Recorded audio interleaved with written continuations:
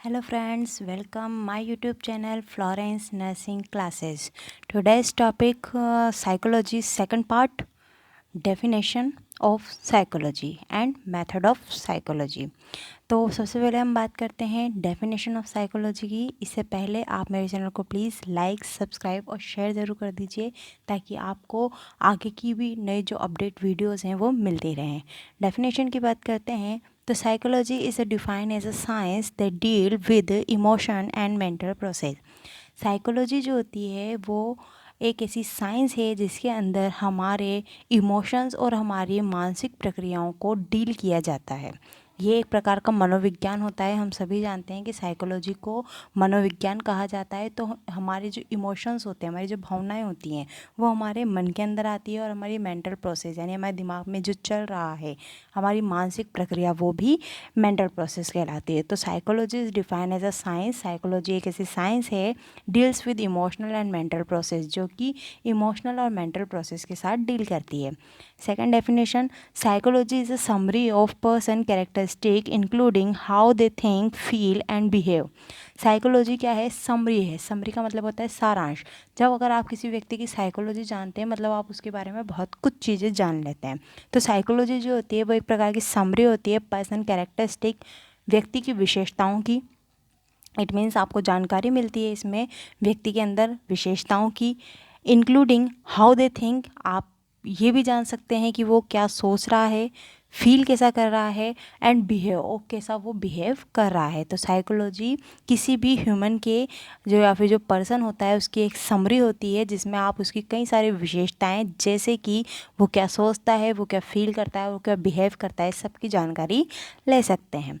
आगे देखिए, the Greek philosopher define psychology as a science of mind. एक Greek philosopher ने यह भी कहा है कि जो साइकोलॉजी होती है वो साइंस ऑफ माइंड यानी आपके दिमाग का विज्ञान होती है। ठीक है। And father of psychology William James को कहा जाता है, और मॉडर्न फादर जो ऑफ साइकोलॉजी सिगमंड फ्रॉइड को कहा गया है।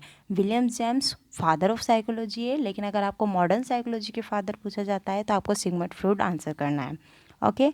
आगे हम नेक्स्ट टॉपिक पढ़ते हैं, method of psychology. Method of psychology की यदि बात करें तो साइकोलॉजी जो होता है, यहाँ पे सिर्फ मैं आपको डेफिनेशन बता रही हूँ, मेथड हम आगे डिस्कस करेंगे। Psychology deals with the behaviour of organism, order study of behaviour.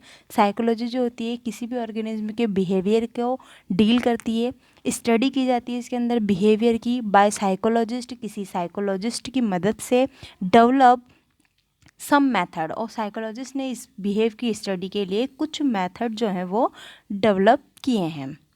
Okay. Method of psychology discuss करने से पहले हमें need of study of psychology जान लेना चाहिए। नीड स्टडी ऑफ साइकोलॉजी का मतलब है कि हमें क्या ज़रूरत है साइकोलॉजी पढ़ने की। हम सभी जानते हैं कि हम साइंस के स्टूडेंट हैं या फिर हम एक बीएससी नर्सिंग का कोई सा कोर्स कर रहे हैं, तो उसमें साइकोलॉजी की क्या आवश्यकता पड़ गई या फिर साइकोलॉजी क्यों पढ़ाई जाती है। इनफैक्ट साइकोलॉजी जो है एक प्रकार के आर्ट्स का भी सब्जेक्ट है। ठीक है, आर्ट्स के अंदर भी साइकोलॉजी पढ़ाई जाती है, आपको भी साइकोलॉजी पढ़ाई जा रही है। तो यहाँ मेडिकल के अंदर साइकोलॉजी पढ़ने की ज़रूरत क्या है, इसके लिए देखिए आप, इसके लिए कुछ 4 पॉइंट्स हैं। फर्स्ट है, it is enable as a understand our skill such as understand our skill, our motive, desire, emotion and ambition. ठीक है, it is enable as a understand. अगर आप साइकोलॉजी पढ़ते हैं तो आप अंडरस्टैंड कर सकते हैं। ठीक है, आवर स्किल, यह आपकी क्या बन जाती है, एक योग्यता बन जाती है जिसके माध्यम से आप अंडरस्टैंड करते हैं मोटिव्स को, आपकी इच्छाओं को, डिज़ायर इच्छाओं को, इमोशंस आपकी भावनाओं को, और एम्बिशंस महत्वाकांक्षाओं को। यानी अगर आप साइकोलॉजी की स्टडी करते हैं तो एज अ नर्स आप जो पेशेंट जो होता है या पेशेंट के जो घर वाले होते हैं उनके पूरे बिहेव को अंडरस्टैंड कर सकते हैं, वो क्या चाहते हैं आप उसको अंडरस्टैंड कर सकते हैं, वो क्या फील कर रहे होंगे इसको अंडरस्टैंड कर सकते हैं, और उनकी आपसे क्या महत्वाकांक्षाएं हैं आप इनको भी अंडरस्टैंड कर सकते हैं। नेक्स्ट पॉइंट आता है, psychology will help us to understand other behaviour, emotion, mental process. Psychology जो है हमें मदद करती है अंडरस्टैंड, इट मीन्स समझने में कि दूसरे लोगों का बिहेवियर क्या है, उनके इमोशंस, वो इस वक्त कैसी भावनाएं फील कर रहे होंगे और उनके दिमाग में क्या चल रहा होगा, इन सबको हम जान सकते हैं। जैसे फॉर एग्जांपल कि किसी पेशेंट का ऑपरेट होने वाला है तो उसके फैमिली मेम्बर्स जो हैं वो कैसा फील करेंगे। हो सकता है ऑपरेट करना आपके लिए डेली की बात हो या दिन में 4 बार भी आप ऑपरेट करते हो, लेकिन जिस फैमिली या जिस पेशेंट के साथ ही हो रहा है उसके लिए बहुत डिफ़िकल्ट वक्त हो सकता है। तो साइकोलॉजी आपको उस जगह पर मदद करती है कि आप समझ पाएँ कि आप जो पेशेंट के घर वाले आपसे बिहेव कर रहे हैं वो क्या है, इस वक्त आपको क्या बिहेव करना चाहिए, पेशेंट या पेशेंट के फैमिली मेम्बर्स के इमोशन क्या होंगे, उनकी मेंटल प्रोसेस, उनकी माइंड में भी इस वक्त क्या चल रहा होगा, ये सब कुछ समझने में आपको साइकोलॉजी हेल्प करती है। आप किसी भी अदर व्यक्ति की जो साइकोलॉजी होती है उसको अंडरस्टैंड कर पाते हैं साइकोलॉजी की स्टडी के माध्यम से। पॉइंट नंबर 3 है, study of psychology will help to understand the necessity changing the environments. Study of psychology, psychology का जो अध्ययन होता है, विल हेल्प टू अंडरस्टैंड, वो आपको मदद करता है समझने में, the necessity of changing the environment, कि वातावरण का चेंज होना या फिर माहौल का चेंज होना की क्या ज़रूरत है। साइकोलॉजी के माध्यम से आप ये अंडरस्टैंड कर पाते हैं कि क्या ज़रूरत है टाइम टाइम पर जो बिहेव होता है उसका चेंज होने की, एनवायरनमेंट के चेंज होने की।